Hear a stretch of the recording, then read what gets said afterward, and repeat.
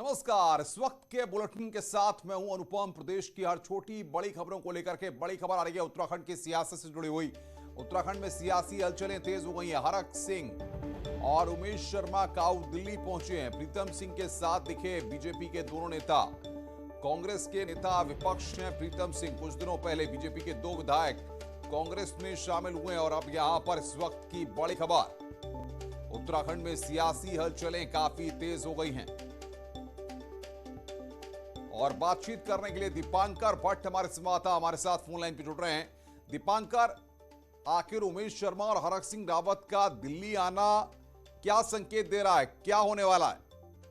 अनुपम, 11 तारीख को यशपाल आर्य की ज्वाइनिंग हुई थी सोमवार को दिल्ली में कांग्रेस में, और उस वक्त ये बात आई थी कि उमेश शर्मा काऊ भी उनके साथ थे लेकिन वो ज्वाइन नहीं कर पाए या जो भी स्थितियां रही। और आज फिर उमेश शर्मा काऊ, हरक सिंह रावत और प्रीतम सिंह तीनों लोग एक साथ दिल्ली पहुंचे हैं। एक ही प्लेन से देहरादून से गए हैं और तीनों कांग्रेस बैकग्राउंड। प्रीतम सिंह कांग्रेस के नेता विपक्ष हैं और ये दोनों नेता हरक सिंह और उमेश शर्मा कांग्रेस बैकग्राउंड के नेता हैं। अक्सर बीजेपी की सरकार जो अभी तक रही है, जो अभी यहाँ पर है, उसमें हमेशा ये देखा गया कि हरक सिंह रावत और उमेश शर्मा काऊ के बीच सरकार को लेकर तमाम नाराजगियां दिखी या कभी संगठनों के दोनों नेताओं ने कई बार नाराजगी जाहिर की। ऐसे में अचानक से दिल्ली पहुंचना, आज शनिवार का दिन है, सीडब्ल्यूसी की बैठक दिल्ली में चल रही है, तमाम बड़े नेता दिल्ली में मौजूद हैं, हरीश रावत दिल्ली में मौजूद हैं, प्रीतम सिंह दिल्ली में मौजूद हैं। तो जो सियासी अटकलें लगाई जाती हैं क्योंकि चुनाव बहुत नजदीक है, तो क्या हरक सिंह रावत और उमेश शर्मा का कांग्रेस को ज्वाइन कर सकते हैं, यह भी एक क्वेश्चन भर है। नहीं, लेकिन दीपांकर, सवाल यहां ये खड़ा होता है कि भारतीय जनता पार्टी का आला कमान जैसे छोटी छोटी चीजों को बड़े गंभीरता के साथ लेता है, ऐसे में प्रीतम सिंह के साथ हरक सिंह रावत और उमेश शर्मा काऊ का दिखना सवाल तो खड़ा करता है ना? हाँ, बिल्कुल अनुपम, सवाल खड़े होते हैं। हालांकि ये बात भी साफ है कि बीजेपी का चाहे राज्य का संगठन हो चाहे राष्ट्रीय संगठन हो, दोनों की नजर इन सभी नेताओं के हरकतों पर होगी कि वो कहाँ जा रहे हैं, उनका मूवमेंट क्या है, दिल्ली क्यों आ रहे हैं, कहाँ आ रहे हैं, किससे मिल रहे हैं। ये बात आपकी बिल्कुल सही है। और साथ में ये बात भी सही है कि जो ये दोनों बड़े नेता है, उमेश शर्मा काऊ भी और हरक सिंह रावत। उमेश शर्मा काऊ रायपुर से पॉलिटिक्स करते हैं, हरक सिंह रावत का कहना है कि मैं तो पूरे प्रदेश का नेता हूं। तो ऐसे में दोनों नेताओं का यहाँ पर पहुंचना कई क्वेश्चन खड़े कर रहा है। और सबसे बड़ी बात यही है कि अब जिस तरीके से पिछली बार सुर्खियां बनी थी 11 तारीख को कि उमेश शर्मा का कांग्रेस ज्वाइन करते करते रह गए, तो क्या अचानक से कोई मूवमेंट होगा, क्या अचानक से कुछ होगा? और प्रीतम सिंह ने इस बात को माना है। हालांकि प्रीतम सिंह से हमारी बातचीत हुई तो उन्होंने ये कहा कि वो अपने किसी निजी कार्यक्रम के लिए दिल्ली गए हैं, उनका इनसे फिलहाल कोई लेना देना नहीं है। लेकिन दिल्ली में तमाम कांग्रेस नेताओं का होना और इन दोनों नेताओं का वहां पहुंचना, वो भी शनिवार के दिन। और रविवार को अक्सर ऐसा देखते हैं, शनिवार रविवार का आमतौर पर देखा जाता है कि ज्वाइनिंग्स होती है, तो आप रविवार की शाम तक का इंतजार करना होता कि क्या कोई बड़ा सियासी मूवमेंट यहाँ पर होगा। अनुपम, क्या असर इसका उत्तराखंड की सियासत में देखने को मिलेगा? क्योंकि भारतीय जनता पार्टी से लोग कांग्रेस में शामिल हो रहे हैं, वहीं कई कांग्रेस के नेता भी बीजेपी में शामिल हो चुके हैं। अनुपम, अगर आप देखेंगे तो जो नेता अभी कांग्रेस से या 2 निर्दलीय विधायक और 1 कांग्रेस के विधायक बीजेपी में आए, वो विधायक जरूर है, उनके अपने विधानसभा क्षेत्र में जरूर पकड़ होगी, तभी 2017 में विधायक चुनकर आए। लेकिन अगर यशपाल आर्य के कद के नेता को आप देखेंगे, जो 2 बार कांग्रेस के प्रदेश अध्यक्ष रह चुके हैं, कैबिनेट मंत्री कांग्रेस की गवर्नमेंट में रह चुके हैं, बीजेपी की गवर्नमेंट में कैबिनेट मंत्री रह चुके हैं, बड़े दलित नेता हैं, कई सीटों को वोट प्रभावित करते हैं, तो उन 3 नेताओं के कद के सामने यशपाल आर्य का कद काफी बड़ा होता है। तो वहां पर कहीं ना कहीं बीजेपी को एक लॉस है। अगर हरक सिंह रावत और उमेश शर्मा काऊ शिफ्ट करते हैं तो कहीं ना कहीं मनोवैज्ञानिक दबाव बिल्कुल दीपांकर, इस पर आप नजर बना के रखिए, आगे भी हम आपसे अपडेट लेते रहेंगे। दीपांकर भट्ट हमारे संवाददाता इस वक्त की बड़ी खबर पर हमें अपडेट दे रहे थे।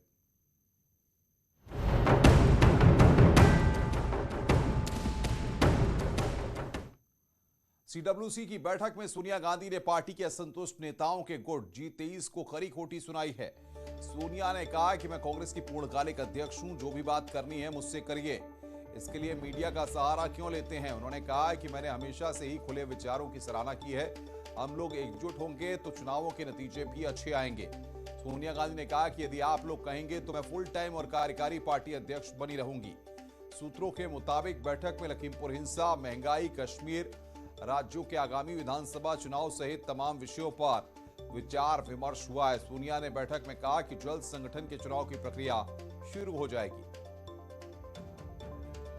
और बातचीत करने के लिए दिल्ली से हमारे संवाददाता पवन गौड़ हमारे साथ जुड़ रहे हैं। पवन, सीडब्ल्यूसी की बैठक में आगामी राज्यों में चुनाव के साथ साथ और किन किन मुद्दों पर रूपरेखा तैयार हुई है? देखिए, सबसे महत्वपूर्ण पूरी सीडब्ल्यूसी की बैठक में 2 बातें बहुत महत्वपूर्ण रही। सबसे पहला तो ये, सोनिया गांधी का पहला ही अपना ओपनिंग स्टेटमेंट ये था कि मैं अंतरिम अध्यक्ष नहीं हूं, मैं इस समय अध्यक्ष के तौर पर काम कर रही हूं। तो ये सीधा संदेश था जो G23 के जो नेता हैं उनके लिए, क्योंकि इससे पहले ये कपिल सिब्बल के द्वारा सवाल उठाया गया था कि जब अध्यक्ष कोई नहीं है तो तमाम जो पार्टी के फैसले हैं उनको कौन ले रहा है। तो ये सोनिया गांधी का सीधा जवाब था कि मैं इस समय अध्यक्ष के तौर पर काम कर रही हूँ। दूसरा फैसला इसमें यह था कि जो कांग्रेस वर्किंग जो प्रेसिडेंट है उसका चुनाव अगले साल यानी 2022 में सितंबर के महीने में होगा और उसके चुनाव की प्रक्रिया अब से शुरू हो जाएगी। तो ये दो अहम बहुत बातें इस CWC बैठक की रही। उसके साथ साथ सोनिया गांधी ने ये साफ तौर पर कहा कि मैं यहाँ बैठी हूँ, किसी को अगर बात करनी है तो सीधा मुझसे बात करे। अब मीडिया में बात करने की बजाय पार्टी फोरम पे अपनी बातों को रखा जाए तो ज्यादा बेहतर होगा। और उसके अलावा क्योंकि आगामी 5 राज्यों में विधानसभा चुनाव है तो इसको लेकर रणनीति तैयार की गई, किस तरह से कैंपेन आगे चलाया जाएगा। लखीमपुर का मामला हो या फिर महंगाई का मामला हो, ये जो सारे मामले हैं या किसानों की समस्याओं से जुड़ा मामला हो, ये सारे मामले को लेकर कांग्रेस आगामी विधानसभा चुनाव में बिल्कुल पवन, बहुत बहुत शुक्रिया आपका हमारे साथ जुड़ने के लिए और बातचीत करने के लिए।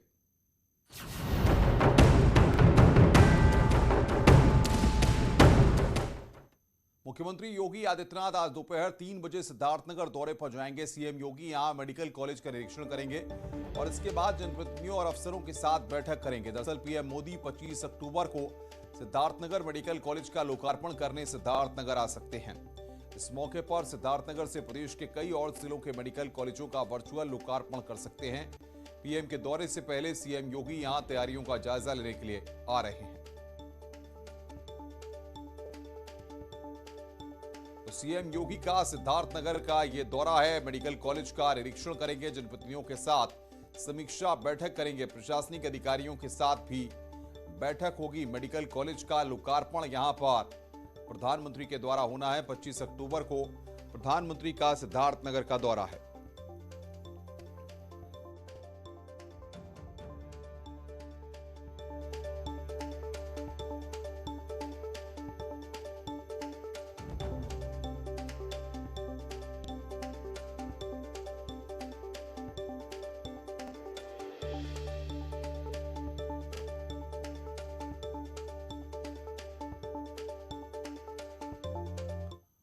आगे बढ़ते हैं। सिंगू बॉर्डर पर एक युवक की हत्या के मामले में बीएसपी प्रमुख मायावती ने ट्वीट करके लिखा है कि दिल्ली के सिंगू बॉर्डर पर पंजाब के एक दलित युवक की नृशंस हत्या अति दुखद और शर्मनाक है।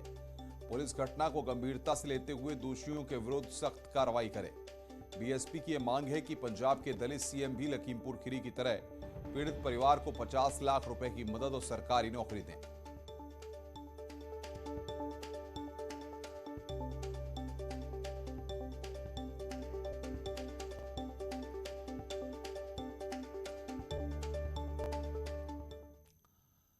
संभल से खबर है, बीजेपी नेता का विवादित बयान सामने आया है। बीजेपी के क्षेत्रीय उपाध्यक्ष राजेश सिंघल ने रामलीला के मंच पर कहा है कि तालिबान का समर्थक करने वालों का मुकाबला करने के लिए सबको एकजुट होना होगा और तालिबान समर्थकों की जीभ काटने पड़ेगी। ये बात कही गई है बीजेपी नेता के विवादित बयान में। तालिबान इस संभल क्षेत्र की धरती से आवाज निकलती है, तालिबान का समर्थन करने वालों की, तालिबान का समर्थन करने वालों की आवाज निकलती है। भाइयों, इन तालिबानियों का मुकाबला करने के लिए भी हमें एकजुट होना पड़ेगा, हमें उनका मुकाबला करना पड़ेगा और उनकी जवान को वहीं से काटना पड़ेगा। और निश्चित रूप से इस प्रकार की जो ताकतें हैं, जो इस प्रकार की तालिबान की भाषा बोलने वाले ये लोग हैं, हम किसी कीमत पर इस संभल क्षेत्र के अंदर, इस पूर्वोत्तर प्रदेश के अंदर और इस देश के अंदर तालिबानी समर्थकों को न हम टिकने देंगे, ना हम पनपने देंगे।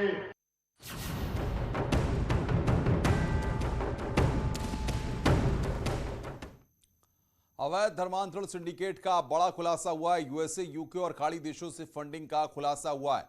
एटीएस की ओर से कोर्ट में दाखिल चार्जशीट से खुलासा हुआ है। विदेशी संस्थाओं से करीब 150 करोड़ की फंडिंग का खुलासा हुआ है। उमर गौतम की संस्था को ब्रिटेन के अल फलाह ट्रस्ट से 57 करोड़ रुपए मिले थे। मौलाना कलीम की संस्था को 22 करोड़ रुपए मिले थे। भारी मात्रा में हवाला के जरिए भी फंडिंग हुई है। मौलाना कलीम ने नोएडा में कई प्रॉपर्टी खरीदी।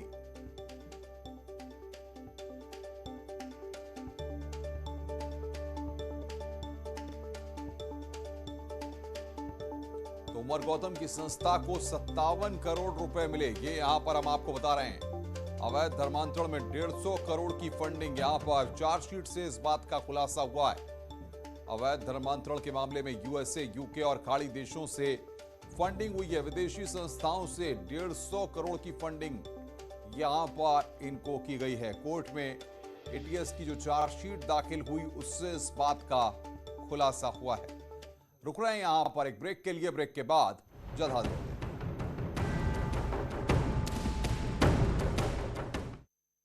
दिल्ली सरकार को झुका ही दिया आपने। हम बार बार उनको कहेंगे और उनको बार बार धिक्कारेंगे ऐसी सोच के लिए। तो कहते हैं बीजेपी बवाल करने के लिए सब कुछ करती है। तो उसका तो खामियाजा भुगत रही है दिल्ली, और अभी आपकी गिग्गी बंदी हुई, आप जनता से कतरा रहे हो। रवा केजरीवाल के तो हरा दी। छठ माँ की आस्था जीतल बा। बाड़े को बहुत अच्छा गाना छठ पे बने बानी। तो बड़ा अच्छा वाला भोजपुरी, हम तो सोचिए नहीं पौनी की ये 3 के तीर में भोजपुरी बोले के मिली कि छठी मैया भैली सहैया, छठिया होई है जरूर, छठी मैया सुनी है जरूर। इस न्यूज हेडलाइंस के प्रायोजक पेट सफा आयुर्वेदिक जूस। पेट सफा, हर रोग दफा।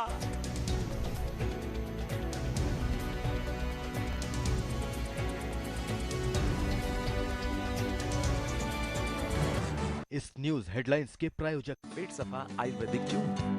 पेट सफा, हर रोग। समर्पित की 7 नई डिफेंस कंपनी, कहा रक्षा क्षेत्र में लगातार आगे बढ़ रहा है देश, सैन्य हथियारों में आत्मनिर्भर बनेगा भारत। इस दौरान प्रधानमंत्री मोदी ने कहा, विश्व युद्ध के समय भारत की ऑर्डिनेंस फैक्ट्रियों का दम खम दुनिया ने देखा, लेकिन आजादी के बाद इन फैक्ट्रियों को अपग्रेड करने पर नहीं दिया गया ध्यान। पीएम मोदी ने कहा कि 41 ऑर्डिनेंस फैक्ट्रीज को नए स्वरूप में किए जाने का निर्णय। 7 नई कंपनियों की शुरुआत बीते 15 से 20 साल से लटकी हुई थी। उन्होंने कहा कि ये सभी 7 कंपनियां आने वाले समय में भारत की सैन्य ताकत का एक बड़ा आधार बनेंगी। दशमी के मौके पर रक्षा मंत्री राजनाथ सिंह ने की शस्त्र पूजा। डीआरडीओ परिसर में विधि विधान से की गई पूजा अर्चना। ये दशमी पर आरएसएस मुख्यालय नागपुर में मोहन भागवत ने की शस्त्र पूजा। आरएसएस का 96वां स्थापना दिवस मनाया गया। दौरान मोहन भागवत ने कहा, देश की आजादी के साथ देश का विभाजन दुखद इतिहास, एकता बनाए रखने के लिए नई पीढ़ियों को इतिहास जानने की आवश्यकता। ओटीटी प्लेटफॉर्म को लेकर मोहन भागवत का बयान, ओटीटी कंटेंट का कोई मानक नहीं, देश में नशीले पदार्थों का सेवन बढ़ता जा रहा है, ड्रग्स पर रोक पूरी तरह से बैन। जनसंख्या नीति को लेकर मोहन भागवत ने कहा, जनसंख्या नीति पर एक बार फिर से होना चाहिए विचार, 50 साल आगे तक का विचार कर नीति बनानी चाहिए और उस नीति को सभी पर समान रूप से करना चाहिए लागू। जनसंख्या का असंतुलन देश और दुनिया में बन रहा है समस्या। मोहन भागवत के बयान पर पीएल पुनिया का बयान, जनसंख्या नीति पर कोर्ट से सरकार को मिला है एफिडेविट। 370 हटने के बाद भी कश्मीर में रोज आतंकी हमले, कश्मीरी पंडितों का हो रहा है पलायन। ओटीटी और ड्रग्स को बंद करने के भागवत के बयान पर एसपी प्रवक्ता अनुराग भदौरिया ने उठाए सवाल, कहा लगता है भागवत की भी नहीं सुन रही सरकार। बाराबंकी में वकील के बेटे की किडनैपिंग के बाद हत्या का खुलासा, पुलिस ने 2 आरोपियों को किया गिरफ्तार। राहुल हत्याकांड का पुलिस ने किया खुलासा, आरोपी प्रेमिका और उसके भाइयों को गिरफ्तार कर भेजा जेल। अज्ञात लोगों ने महिला को घर में घुसकर मारी गोली, गंभीर हालत में महिला को अस्पताल में कराया गया भर्ती। एक शख्स की पीट कर हत्या कर दी गई, कंकरखेड़ा थाना के गोविंदपुर इलाके की घटना। हाईवे पर ट्रक जलाने और चालक का अपहरण करने का खुलासा, पुलिस ने 3 लुटेरों को किया गिरफ्तार, 6 लुटेरे अभी भी फरार। मूर्ति विसर्जित कर लौट रहे लोगों को बस ने मारी टक्कर, हादसे में एक की मौके पर हुई मौत, 3 लोग गंभीर रूप से घायल। इटावा में पुलिस और बदमाशों में मुठभेड़, हिस्ट्री शीटर महेश यादव गिरफ्तार, कब्जे से तमंचा और कारतूस बरामद, पकड़े गए आरोपी के खिलाफ 35 केस पहले से हैं दर्ज। देवरिया में जिला मुख्यालय दुर्गा प्रतिमा की स्थापना दौरान कोरोना वैक्सीन को लेकर लोगों को किया जा रहा है जागरूक। पनकी थाना पुलिस ने चेकिंग के दौरान कंटेनर से गौवंश किए बरामद, मौके से चालक और उसका साथी फरार। दौली कोतवाली इलाके में 2 कार की आपस में जोरदार टक्कर, हादसे में एक की मौत, 11 लोग घायल। अखिल भारतीय हिंदू महासभा ने 30 जनवरी से नाथूराम गोडसे और नाना आपटे के नाम से शस्त्र ज्ञान शाला खोलने का किया ऐलान। दिल्ली हावड़ा रेलवे ट्रैक पर पटरी से मालगाड़ी पलट गई। कई ट्रेन इटावा समेत आसपास के स्टेशनों पर खड़ी की गई। मथुरा में एक शख्स ने यमुना नदी में लगाई छलांग। परिजनों ने आश्रम के महंत पर जमीन कब्जाने और मारपीट का लगाया आरोप। पुलिस कर रही है जांच। अस्पताल में कर्मचारी के इलाज करने से मरीज की हुई मौत। सीसीटीवी फुटेज के आधार पर जांच कर रही है पुलिस। ललितपुर में नाबालिग से रेप मामले में 3 और लोग गिरफ्तार। मामले में लड़की के पिता समेत 3 लोगों को पहले ही पकड़ चुकी है पुलिस। पीड़ित ने 28 लोगों के खिलाफ दर्ज कराया है केस। प्रतापगढ़ में दुर्गा जागरण कार्यक्रम में बार बालाओं ने लगाए ठुमके। गांव वालों ने जमकर किया हंगामा। वीडियो हो रहा वायरल। मेरठ में मां दुर्गा के मूर्ति विसर्जन से पहले भक्तों ने की पूजा अर्चना। अयोध्या के सरयू नदी में लोगों ने किया माता की मूर्ति का विसर्जन। नवरात्र की पूजा के बाद लोगों ने उत्साह के साथ विसर्जित की मूर्ति। मथुरा में मूर्ति विसर्जन के दौरान बड़ा हादसा। 4 युवकों के यमुना में डूबने का वीडियो वायरल। 3 युवकों को लोगों ने बचाया। एक की तलाश जारी। आजमगढ़ में दशहरा मेले में हाथी ने मचाया तांडव। बेकाबू हाथी ने कई गाड़ियों और कई पंडालों को पहुंचाया नुकसान। Video viral. सिद्धार्थनगर में विजयदशमी के दिन शस्त्र पूजा के दौरान युवकों ने लहराए हथियार। हवा में लहराते हुए असलों का वीडियो सोशल मीडिया पर वायरल। जौनपुर में कड़ी सुरक्षा के बीच मूर्ति विसर्जन। गोमती नदी तट पर बनाए गए तालाब कुंड में मूर्ति विसर्जन। बड़ी खबर आ रही है इस वक्त उत्तराखंड की सियासत से जुड़ी बड़ी खबर। हरक सिंह रावत बीजेपी मुख्यालय पहुंचे। उमेश शर्मा काऊ भी बीजेपी मुख्यालय पहुंचे हैं। दोनों नेता बीजेपी मुख्यालय पहुंचे हैं। इस वक्त की बड़ी खबर। आखिर क्या खिचड़ी पक रही है ये समझना बेहद जरूरी है। और बातचीत करने के लिए प्रीति हमारी संवाददाता दिल्ली से फोन लाइन पे जुड़ रही है। प्रीति, क्या चल रहा है? इससे पहले प्रीतम सिंह के साथ थे, अब बीजेपी मुख्यालय पहुंचे हैं, क्या खबर है? बिल्कुल अनुपम, मैं बता दूं कि उत्तराखंड की राजनीति में आज कोई बड़ी हलचल हो सकती है। जिस तरीके से अभी कुछ देर पहले हरक सिंह रावत और उत्तराखंड के भाजपा विधायक उमेश काऊ और नेता प्रतिपक्ष कांग्रेस के प्रीतम सिंह जी एक ही साथ एक ही फ्लाइट से दिल्ली पहुंचते हैं। देहरादून से दिल्ली पहुंचते हैं और दिल्ली पहुंचने के बाद में एयरपोर्ट पे दोनों आपस में बात करते हैं। उसके बाद में हरक सिंह रावत और उमेश काऊ एक गाड़ी में और प्रीतम सिंह दूसरी गाड़ी में सवार होकर वहां से एयरपोर्ट से निकल जाते हैं। इसके बाद हरक सिंह रावत और उमेश काऊ जो है वो भाजपा कार्यालय पहुंच गए हैं और प्रीतम सिंह जी जो है वो उत्तराखंड सदन पहुंच गए हैं। हालांकि जब प्रीतम सिंह से बात हुई न्यूज़ 18 संवाददाता की तो उन्होंने साफ कर दिया कि अगर हमारी पार्टी में कोई भी आना चाहता है तो हम उसका स्वागत करते हैं। मतलब संकेत वो दे रहे हैं कि हमें कोई आपत्ति नहीं है, अगर कोई आना चाहता है तो वो आ सकता है। लेकिन अभी जो बैठक यहाँ पर चल रही है भाजपा कार्यालय, हरक सिंह रावत और उमेश काऊ जो बैठे हैं वो पहुंच चुके हैं और यहाँ पर अंदर बैठक चल रही है। सूत्रों के हवाले से ये खबर आ रही है कि अंदर अनिल बलूनी और जेपी नड्डा से मुलाकात करेंगे प्रीतम सिंह और उमेश काऊ। उमेश काऊ आपको याद होगा ये वही नाम है जब अभी 2 बिल्कुल बिल्कुल प्रीति, बहुत बहुत शुक्रिया आपका। इस बड़ी खबर पर नजर बना के रखिए, आगे भी हम आपसे अपडेट लेते रहेंगे। प्रीति हमारी संवाददाता इस वक्त की बड़ी खबर पर हमें अपडेट दे रही थी। यहाँ रुक रहे हैं ब्रेक के लिए, ब्रेक के बाद जल्द हाजिर होंगे।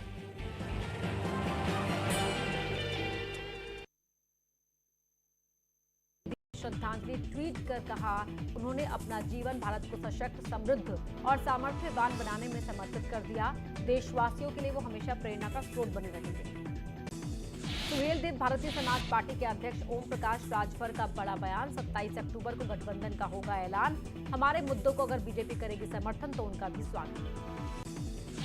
बागपत के बड़ौत इलाके में एक दुकान में दुकानदार का गोली लगा शव मिला। शव के पास एक तमंचा बरामद। घरेलू कलह के चलते सुसाइड की आशंका। शाहजहांपुर में गहरे नाले में गिरा बैल। कई घंटों की मशक्कत के बाद जेसीबी की मदद से बैल का किया गया रेस्क्यू। पीलीभीत के अमरिया इलाके में खेत में विशाल अजगर दिखने से हड़कंप। वन विभाग ने कड़ी मशक्कत के बाद अजगर को पकड़कर जंगल में छोड़ा। फतेहपुर में पुलिस और बदमाशों के बीच मुठभेड़। एक बदमाश के पैर में लगी गोली, दूसरा बदमाश अंधेरे का फायदा उठाकर फरार। बिजनौर में तालाब में डूबी तेज रफ्तार कार सवार 7 लोगों में 4 की मौत। शादी में शिरकत करने बेंगलुरु से आए थे कार सवार। दिल्ली के सिंघू बॉर्डर पर युवक की हत्या। आंदोलनकारियों के मंच के पास मिला शव। हाथ काटकर शव को बैरिकेड पर लटकाया।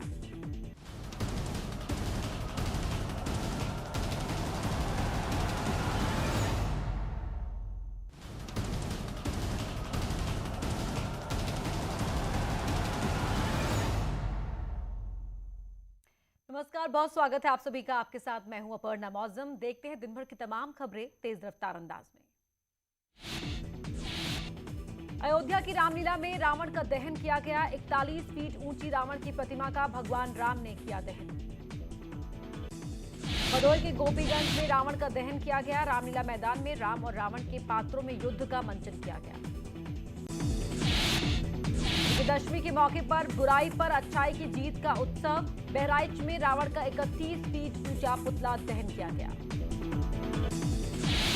मेरठ में विजयदशमी के मौके पर कोरोना रूपी रावण का दहन किया गया। चित्रकूट में विजयदशमी की धूम देखने को मिली। रामलीला कमेटी द्वारा भगवान राम की लीलाओं का मंचन करते हुए 30 फीट ऊंचे रावण का दहन किया गया। प्रतापगढ़ के रामलीला मैदान में रावण का दहन किया गया। दौरान जय श्री राम के नारे से पूरा मैदान गूंज उठा। कौशाम्बी के दारानगर में विजयदशमी पर कुप्पी युद्ध का किया गया आयोजन। इस दौरान राम और रावण की सेनाओं ने मास्क पहनकर किया युद्ध।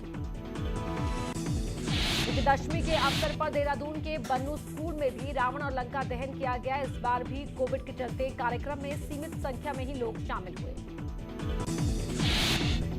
लुधियाना के सिविल लाइन में विजयदशमी के मौके पर रावण का पुतला जलाकर असत्य पर सत्य की जीत का पर्व मनाया गया। दिल्ली में दशहरा के मौके पर लवकुश रामलीला मैदान में सीएम केजरीवाल ने मंच से तीर छोड़कर रावण रूपी बुराई का किया अंत।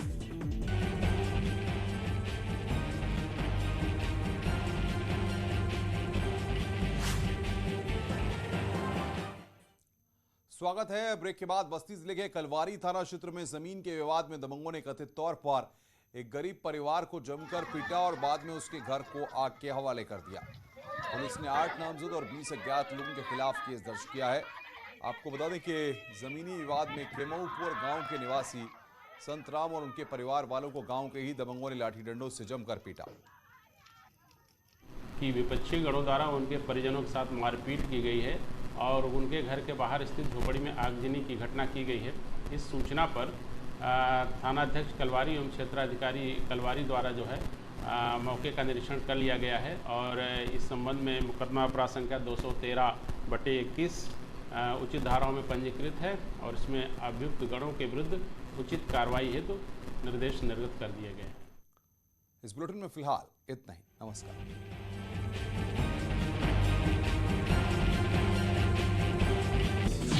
पिस्टल का लाइसेंस अंकित दास के